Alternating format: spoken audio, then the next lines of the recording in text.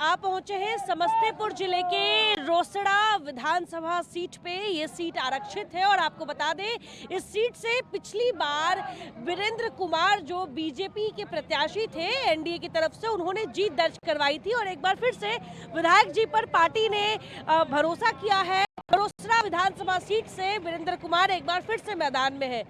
पिछली बार 35,000 से ज्यादा मतों से आप जीत हासिल किए थे। आपके अभी समर्थक कह रहे हैं इस बार 40 पार जाएगा क्या? 40 पार, 40 पार। कार्यकर्ताओं की खुशी से लग रहा है 40 नहीं 40 से भी ज्यादा की खुशी दिखाई पड़ रही है और आप भी खुश नजर आ रही हैं। जी बिल्कुल। ये तो मतलब 35,000 कोई मामूली संख्या नहीं है। 35,000 के अंतर से अगर कोई जीत के आता है यानी कि उसका मुकाबला दोबारा करना मुश्किल है। मैडम 40,000 से जीत रहे हैं वीरेंद्र भाई। इस बार जो मत गिरेगा जी। और माननीय मोदी जी और नरेंद्र मोदी जी के नेतृत्व में और नीतीश जी के अथक प्रयास से जो चुनाव हो रहा है, उम्मीद करते हैं 55% से ज्यादा मत प्राप्त होगा। अच्छा, क्योंकि आप क्षेत्र के विधायक हैं और इतनी बड़ी संख्या में समर्थन और एक बार फिर से उम्मीद आप जता रहे हैं जीतने का। विधायक जी 5 सालों में कितना काम हुआ है क्षेत्र में और कौन ऐसे काम हैं जो रह गए हैं जो आपको इस टर्म में जीत के पूरा करना है, जो आपने लक्ष्य बना रखा होगा? काम तो जीवन का सतत प्रक्रिया है। जब तक जीवन है काम चलते रहेगा, उसकी कोई अंतिम रेखा नहीं है।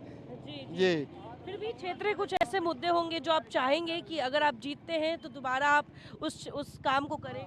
जो मुद्दा था, मान्यवर देश के गृह मंत्री जो रोसड़ा विधानसभा में पदेन गृह मंत्री के तौर पर पहली बार आए थे और जो काम है उसका वर्णन करके जो है रोसड़ा वासी को सौगात दे करके यहाँ से गए हैं। अरे पिछले चुनाव में एक मुद्दा काफी उठा था, मैं भी उस वक्त यहाँ मौजूद थी। रोसड़ा को जिला घोषित करने की जो मांग है ये लंबे समय से की जा रही है। पिछली बार भी चुनाव में एक बड़ा मुद्दा रहा था, इस बार भी क्या है, जनता आपसे फिर से उम्मीद कर रही है? यह मुद्दा पूरे बिहार का है, केवल रोसड़ा का नहीं है। और जब पूरे बिहार में यह प्रक्रिया प्रारंभ होगी तो उसमें रोसड़ा की पहली गिनती मानी जाएगी, ऐसा विश्वास दिलाता हूँ।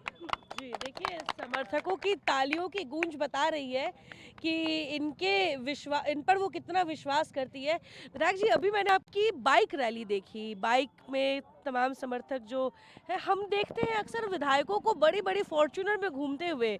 बिहार को भले गरीब राज्य कहा जाए लेकिन चुनाव में बड़े बड़े फॉर्च्यूनर और एंडीवर दिखते हैं, आप बाइक की सवारी कर रहे हैं। हम कार्यकर्ताओं के बीच से निकले हुए विधायक हैं, जनप्रतिनिधि हैं और बिहार गरीब नहीं है, पिछड़ा नहीं है।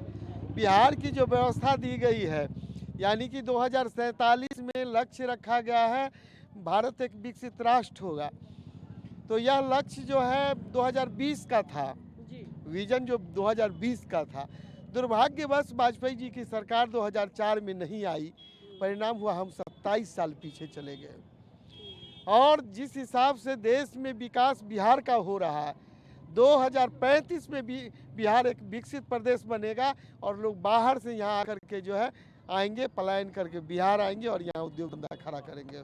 विधायक जी, आपने एक बात बहुत सही कही, बिहार को लोग पिछड़े नज़र से देखते हैं, गरीब राज्य के नज़र से देखते हैं, लेकिन बिहार की ऐतिहासिक पृष्ठभूमि बहुत मजबूत रही है। बहुत मजबूत है। केवल मेरे यहाँ जल प्रबंधन हो जाए और उस दिशा में वाजपेयी जी का जो है नदी जोड़ो अभियान की योजना थी, माननीय नरेंद्र मोदी जी उस लक्ष्य को पूरा करने के लिए 1400 करोड़ रुपया जो है बिहार को पश्चिमी कोसी नहर का विस्तार के लिए दिए हैं। उसमें मेरा मांग है जो समस्तीपुर का उत्तरी पार्ट है उसको शामिल किया जाए। अगर इस प्रोजेक्ट को पूरा कर लिया जाता है तो असंगठित क्षेत्र में सबसे ज़्यादा किसान ही रोजगार मुहैया कराते हैं और किसानों की खुशहाली होगी तो निश्चित रूप से आप याद कीजिए, जब 14वीं शताब्दी में सिंधु घाटी की सभ्यता प्रारंभ होना शुरू हुआ और सरस्वती नदी विलुप्त हुई तो पश्चिम के लोग, राजस्थान, मारवाड़ी, ये सब बिहार में आकर के अपनी जो है जीवन रेखा को प्रारंभ की और यहाँ जो है बसने का काम किया। उसी तरह भारतवर्ष में जो बिहार का जल प्रबंधन की दिशा में कदम बढ़ रहा है और उस दिशा में हम सफलता हासिल कर रहे हैं, हमारे यहाँ भी बाहर के लोग आएंगे और अपनी जीवन रेखा को प्रारंभ करेंगे। क्या बीजेपी और एनडीए के समर्थन से किसानों की लहलहाती खेत जो है वो आने वाले बिहार की तस्वीर बनेगी?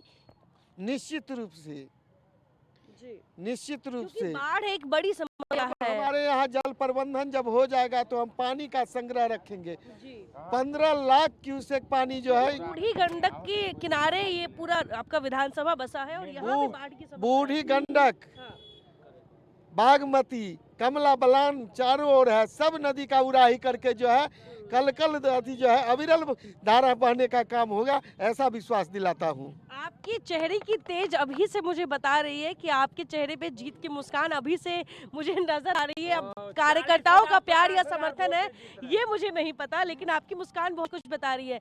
आखिरी संदेश आप अपने क्षेत्र की जनता से को क्या संदेश देना चाहेंगे? वीरेंद्र कुमार को एक बार क्यों फिर से मौका दिया जाए? वीरेंद्र कुमार को 2047 में भारत एक विकसित राष्ट्र बनेगा और 2035 में बिहार प्रदेश विकसित प्रदेश बनेगा। इसीलिए हम अपने मतदाता मालिकों से अपील करते हैं जो मुझे मौका मिलना चाहिए। जी बिल्कुल, देखिए प्रधानमंत्री नरेंद्र मोदी के विकसित भारत 2047 के लक्ष्य में ये अपना योगदान देना चाहते हैं और इनका मानना है कि जिस तरह से प्रधानमंत्री नरेंद्र मोदी ने 2047 का लक्ष्य लिया है तब तक विकसित भारत इसको बनाने का, उसी में रोसड़ा जिला और रोसड़ा विधानसभा की बात कर ले तो रोसड़ा विधानसभा से जो विधायक है ये कह रहे हैं कि अपने विधानसभा को सबसे पहले जिला में तब्दील करवाएंगे और पूरे बिहार की तस्वीर देश भर में किसानों की लहलहाती खेत से दिखाएंगे। तो देखिए साफ तौर पे चुनावी दावे और वादे के बीच में हमने खुद प्रत्याशी से बात की, वर्तमान में विधायक है, एक बार फिर से मैदान में उतरे, लेकिन कई लोग इनके समर्थन में यहाँ खड़े। अगर आप चाहें तो हम थोड़ा आपके समर्थक से भी बात कर लेते हैं। क्या नाम हुआ? जी बताएं। कहा गया किसानों के हाथ ढीले होते हैं तो ऋषि मुनि की तपस्या भी व्यर्थ होता है, और किसानों की हाथ अब मजबूत हो रही है, सबकी तपस्या पूर्ण दिखाई पड़ेगी।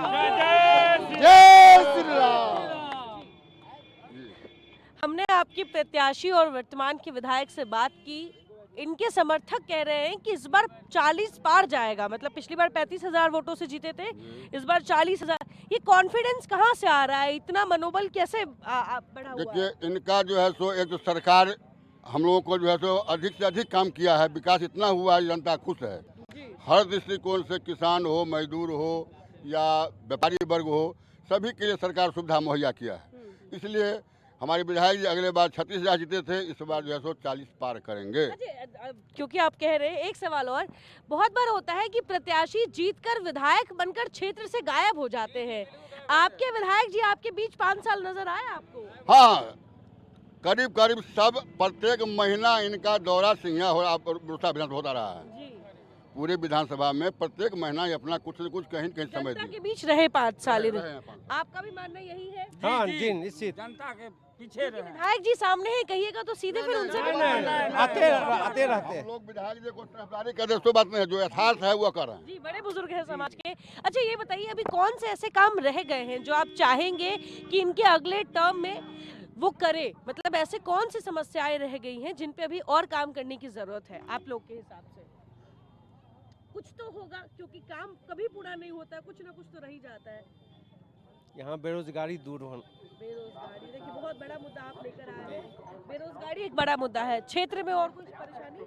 नहीं, क्षेत्र में कोई परेशानी। स्कूल, कॉलेज, सरकारी स्कूल सब ठीक है? लगभग व्यवस्थित है, सब ठीक है। आप कुछ कहेंगे? नहीं, सरकारी स्तर पर काम करने की जरूरत है, और जो बचा हुआ है, जैसे पिछली सरकार से जो काम हुआ है, सरकार भी घोषणा की है कि हम अगले पंचवर्षीय में बहुत 1 करोड़ रोजगार देंगे, इस तरह का काम होगा। और जी यहाँ जो भी और समस्या है, मूलभूत समस्या, सब पूरा हो चुका है। सब पूरा हो चुका है। देखिए सड़कें तो हमने देखी, सड़कें पक्की थी और हमें आने में ज़्यादा तकलीफ नहीं हुई, हालांकि बहुत इलाकों में ऐसा हुआ है। अब विधायक जी आखिरी सवाल आपसे ही लेंगे। बेरोजगारी एक ऐसा मुद्दा है जो आज के समय में पूरा बिहार उससे ग्रसित है। कहीं ना कहीं हर माँ और पिता चाहते हैं उनके बच्चे को रोजगार मिले और वो बिहार में रहे। क्या आप अपने क्षेत्र के लिए रोजगार उत्पन्न करने के लिए कुछ ऐसा रोड मैप तैयार किए हैं जिससे आप रोजगार आने वाले समय में सृजन कर सकें? अब बेरोजगारी का जो मुद्दा है, कल तक जो है देश लोगों को साक्षर करने का काम किया। अब नई शिक्षा नीति के तहत मूल्य आधारित शिक्षा दी जा रही है। जी। तो जब मूल्य आधारित शिक्षा दी जा रही है तो बेरोजगारी कोई शब्द नहीं रहेगा।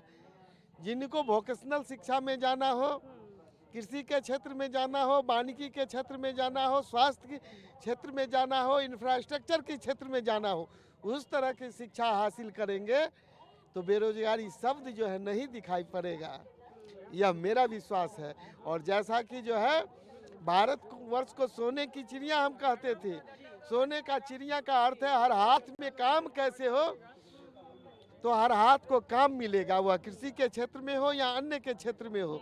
जो इंफ्रास्ट्रक्चर डेवलप की जा रही है तो योग्य नौजवान जो है अपना उद्योग खड़ा करेगा। योग्य नौजवान आज के दिन में आप जैसा महसूस कर रहे हैं डीएम भी नहीं बनना पसंद करेगा। अरे रे, बहुत बढ़िया। देखिए इन्होंने एक बहुत सही जवाब दिया है। जब भी बेरोजगारी की बात आती है तो नेताओं के जवाब खत्म हो जाते हैं। नेता ये असमंजस में पड़ जाते हैं कि सरकार में तो हम हैं लेकिन बेरोजगारी का क्या उपाय निकालें। लेकिन जैसे वीरेंद्र कुमार जी ने आपको जवाब दिया कि सरकार की पहली प्राथमिकता थी इन युवाओं को शिक्षित करना, योग्य बनाना।